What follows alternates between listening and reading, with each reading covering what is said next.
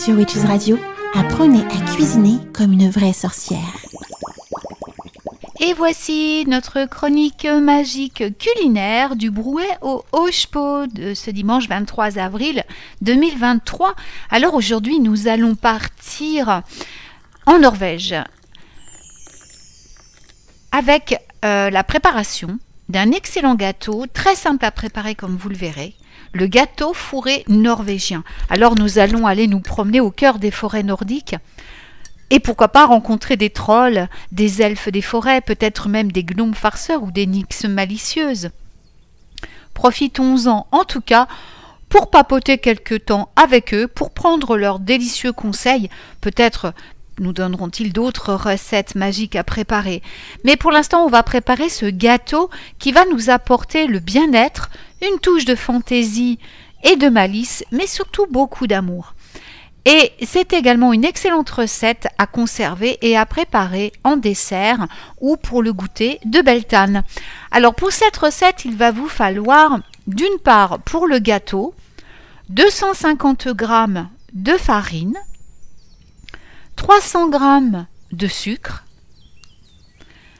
2 décilitres 5 de kirsch, 6 œufs, 15 g de levure, 250 g de sucre glace et des cerises confites.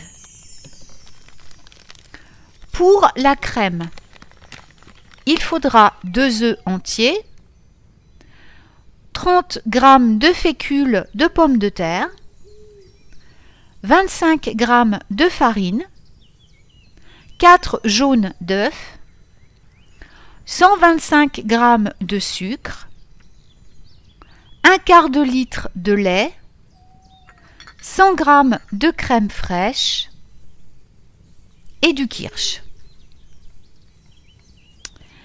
Pour les accessoires, nous utiliserons une bougie rose ou une bougie rouge. On peut prendre aussi une bougie verte foncée pour faire un petit clin d'œil à nos amis de la forêt du Nord. Et on prendra de l'encens de fleurs d'oranger ou de jasmin. Alors vous allez voir que ce gâteau est très simple à préparer. On commence par allumer la bougie et l'encens. Et on va se concentrer sur notre intention. Ou plutôt nos intentions en ce qui concerne ce gâteau, puisque nous avons vu qu'il y en avait plusieurs. Alors vous pouvez charger vos ingrédients de votre intention au fur et à mesure de la préparation, ou vous pouvez le faire avant de commencer en les groupant tous sur votre plan de travail et en les bénissant de vos vœux. Donc rappelez-vous que le plus important pour réussir une recette magique, c'est l'intention que vous allez placer à l'intérieur. Alors on commence pour ce gâteau délicieux, vous verrez, par la préparation de la crème. On va mélanger la fécule de pommes de terre, la farine et la crème dans un saladier. On mélange bien le tout et on ajoute les 2 œufs entiers un par un. On mélange bien entre les deux. Alors, tout en mélangeant, bien sûr, on continue à placer notre intention magique. Ensuite, on ajoute le lait et on continue à mélanger pour qu'il n'y ait pas de grumeaux. Et on place le tout sur le feu sans s'arrêter de remuer. Alors, c'est un feu doux, hein, bien sûr, comme quand on fait de la crème anglaise ou de la crème pâtissière. Un feu doux et on remue sans arrêt pour qu'elle n'accroche pas et jusqu'à ce qu'elle épaississe. Ensuite, vous la laissez refroidir avant de l'utiliser. Alors, une petite astuce, si votre crème tourne, vous la mettez dans un shaker et vous la secouez pour qu'elle retrouve sa consistance. C'est un vieux truc, mais qui marche très très très bien. Alors ensuite, on va passer à la préparation de notre gâteau. Donc nous avons fait la crème, on la laisse refroidir et pendant ce temps-là, on prépare le gâteau. Donc on va commencer par prendre un saladier, y placer nos œufs, le sucre et battre le tout jusqu'à ce que ça devienne un mélange bien blanc, bien mousseux. Et on ajoute le kirsch. Dans un saladier à part, on va mélanger la farine et la levure et on va ensuite mixer le tout, c'est-à-dire le mélange sucre, kirsch et œuf avec la farine et la levure.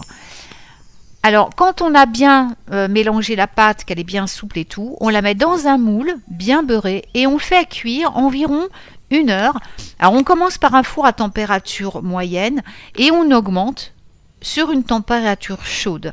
Une fois que le gâteau va être cuit, on le laisse refroidir, bien sûr, et on le coupe en 3 couches transversales que l'on va arroser avec un petit peu de kirsch également pour bien le rendre moelleux et bien goûteux. Et entre chaque couche de gâteau, nous allons intercaler une couche de notre crème que nous avons préparée précédemment. Quand vous avez terminé, eh bien, vous pouvez le décorer avec le sucre glace et déposer vos petites cerises confites sur le dessus. Et votre gâteau est terminé. Alors, c'est un gâteau qui est vraiment délicieux et facile. Et vraiment facile à préparer. Alors rapide, bon, la cuisson est un peu longue entre la crème et le gâteau, mais franchement, ça nous laisse le temps de faire plein de choses pendant que le gâteau cuit, vous voyez. Alors, cette semaine, nous allons privilégier les légumes racines. Alors, radis, carottes, etc. On va les agrémenter, on va les cuisiner avec des épices, muscade, piment doux, gingembre sont à l'honneur. Pour les fruits, on va manger des dattes. C'est plein de potassium, des figues moelleuses, des pommes bien juteuses. Alors les figues, vous les achetez séchées, vous pouvez les faire... il y en a des figues moelleuses, j'adore ça, c'est super bon. Et, ou même les figues sèches, puis vous les faites tremper un petit peu pour leur redonner leur moelleux. Hein. On peut faire des gâteaux, tout ça avec aussi. Hein, voilà. Et les plantes recommandées pour la magie à consommer en ce moment, enfin cette semaine, seront la menthe poivrée, la mélisse, la camomille... Alors, la lavande et en préparation magique, on utilisera beaucoup de calendula. On va préparer nos baumes au calendula, tout ça, avec nos fleurs séchées de l'année précédente. Voilà. Et on va préparer notre huile de calendula aussi. Voilà. Eh bien, j'espère que vous allez apprécier cette bonne recette et puis que vous allez passer, bien sûr, une excellente semaine magique. Alors, je vous souhaite bon appétit, régalez-vous bien et à très vite pour de nouvelles aventures enchantées. L'univers secret et initiatique de la sorcellerie, c'est sur Witches Radio.